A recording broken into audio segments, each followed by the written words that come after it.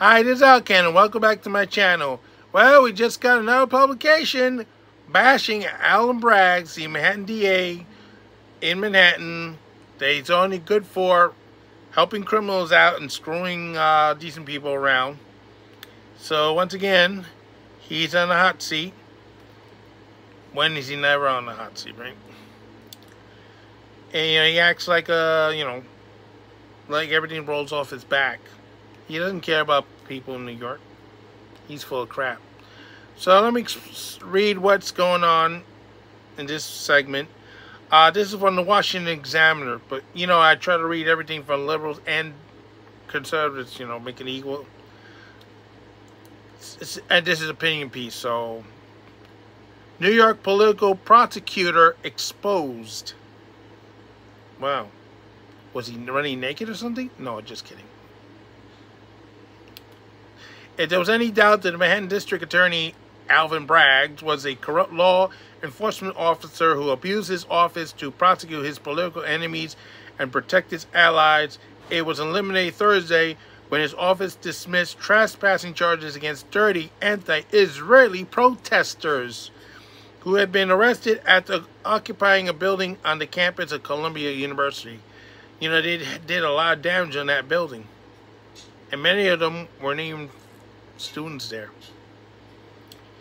On that morning of April 30th, the protesters who had already been camping illegally on the campus for 2 weeks smashed a window on the first floor of the university's Hamilton Hall, unlocked the door, illegally entered the building, cut out the security cameras, and then used wooden tables, chairs, zip ties, and metal chains to barricade themselves inside. Several custodial staff was trapped inside too, but they were eventually released.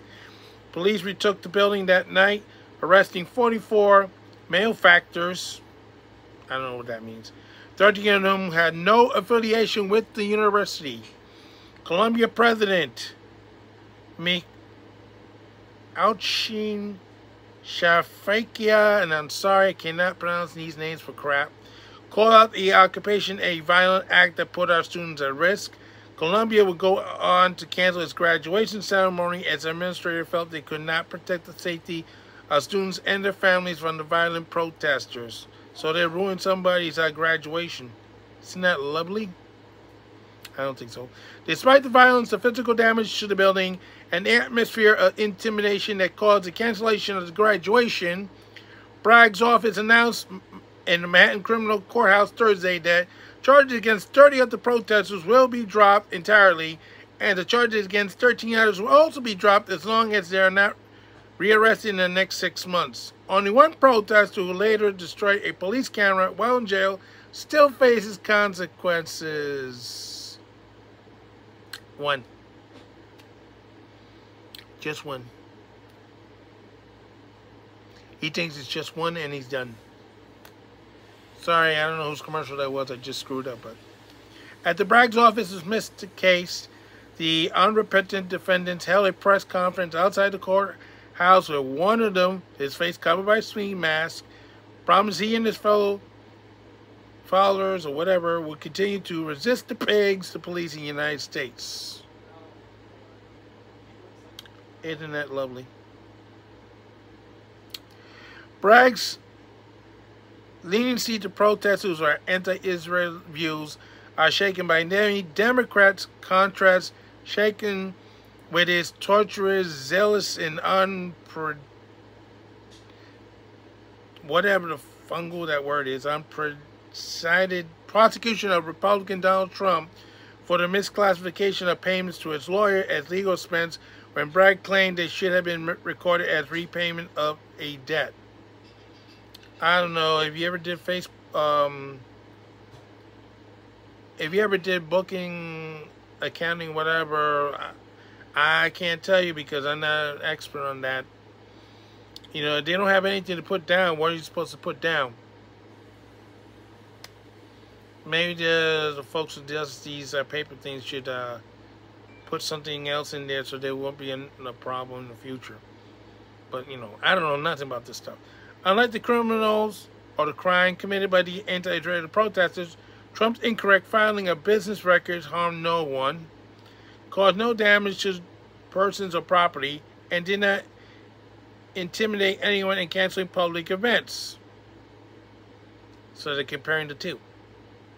In fact, it was such a non-event that Bragg did not even consider charging Trump until 6 years after the offenses, such as they are, were committed. This normally would have been put outside the statute of limitation, so Bragg elevated a misdemeanor into felonies by adding a second crime which Trump was never tried or convicted. So Bragg brought the charge against Trump only to fulfill a political promise and help his fellow Democrats who are desperate to help President Joe Biden defeat Trump in November election.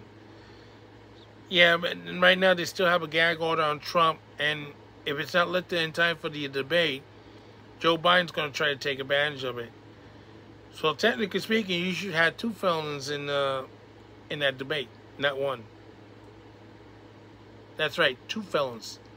Biden should be charged with a felony, even if not convicted. The future of Bragg's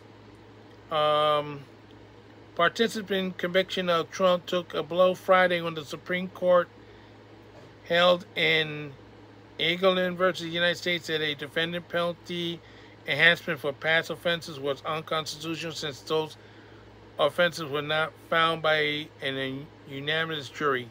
This is really revealing because, as mentioned above, Bragg was able to turn this misdemeanor business filing charge into a felony only by referring a separate crime Trump was never shown to have committed. We don't even know what the crime is. I mean, we asked people on both sides. They don't know what the heck the second crime is. And I'm a Democrat and I can't figure this out.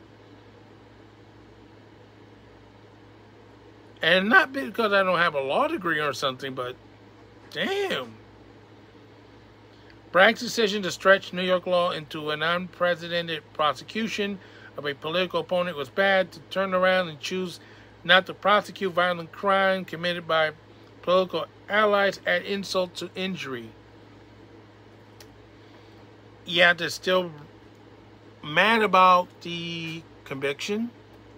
A lot of Democrats are jumping ship as we speak from the Democrat Party and jumping towards Trump's aid. That's why you have this huge record of $52 million in 24-hour period on Trump's finances. And it's total now around $400 million. And it's surpassed anything that Biden had. Surpassed.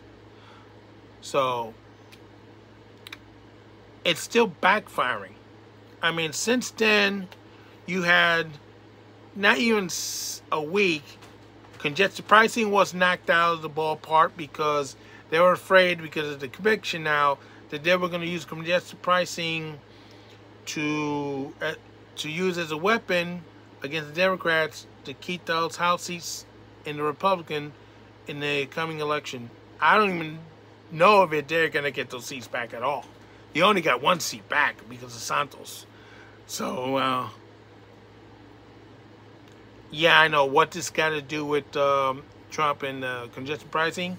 Well, your minority leader, Hakeem Chavez, whatever the fungal his name is, from New York, he's the one who sounded the alarm that the congestion pricing could be used as a weapon. They could lose those seats.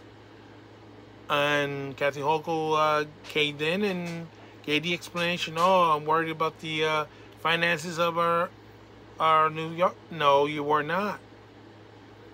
I mean, if you went back and saw when Trump was doing the Bronx rally, what was she calling the people in the Bronx who were worried about crime and their finances at the time?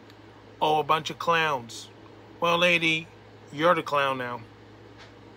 Because you're the one with the egg in the face, the clown makeup running, and wondering where you're going to get the money for the MTA now that you canceled the congestion pricing. They were supposed to collect that money starting next Sunday. Next Sunday. It was supposed to be $15 per car and higher for trucks. And what's going to happen next Sunday? Instead of hearing beep, beep, beep, beep, beep, beep, beep, beep, beep, beep, that would mean they're collecting money. All you're going to hear is silence. No lights, no noises, No nothing. All that hardware that they put up there is going to be sitting there collecting nothing but dust. And by the way, they still got to pay for that thing too. So, you know, you got a lot of angry New Yorkers who want that Second Avenue subway extension, and I guess they're going to have to be walking from 96th Street to 125th Street towards Lexington Avenue. Sorry. You wanted a trunk eviction, now you got it. And you also got something else. You don't got no transportation.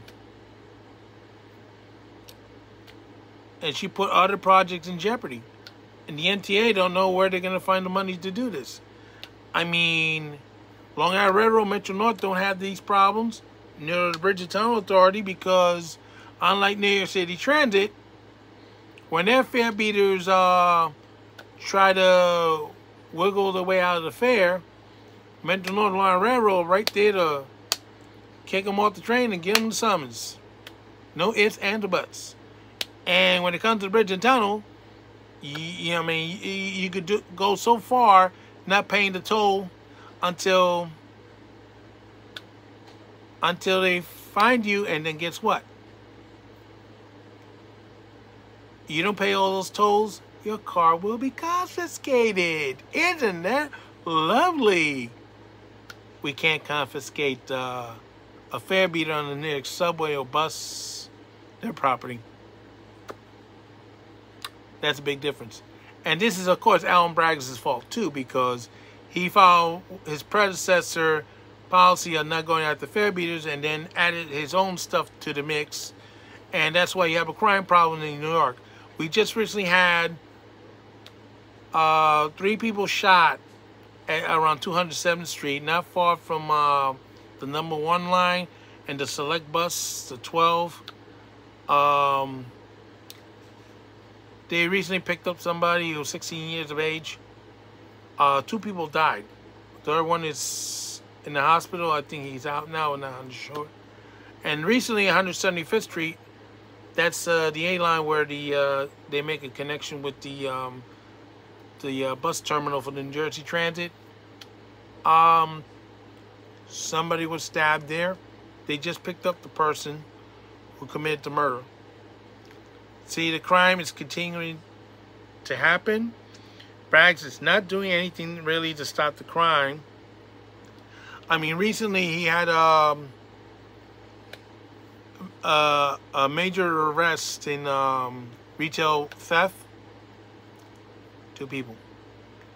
And 3 charges. Felonies. But how many boxes did they remove out of the defendant's place? About 4 truckloads. It doesn't. 2 people cannot put 4 truckloads of goods inside a building. You need a crew to go with it. And it didn't look like the crew was arrested with these jokers, so it's all show and tell and nothing else. A lot of Democrats are not happy with this guy, but unfortunately it's Manhattan. They can't do much about it. So unless the governor in New York loses the next election in a few years, that's all we can say. This is Outcast saying so long for now. Don't forget your stuff. And by the way, for that person who said that these people are protesting at Colombia University are fighting for freedom, let me ask you something. When they're on the subway train and yelling that if anyone is a Zionist, have to get off this train, you're not fighting for freedom. You're trying to be a terrorist. Because believe me, if that would have been my train, all those clowns would have been kicked off the train. Last stop, train's out of service. We have a mechanical problem. Go to the next stop. Resume. See ya. Well, of course, we can't do that today because the leadership in the NTA has no balls. And I'm not saying it because they're ladies. You got guys there who have no balls either. So they get mad, I don't care.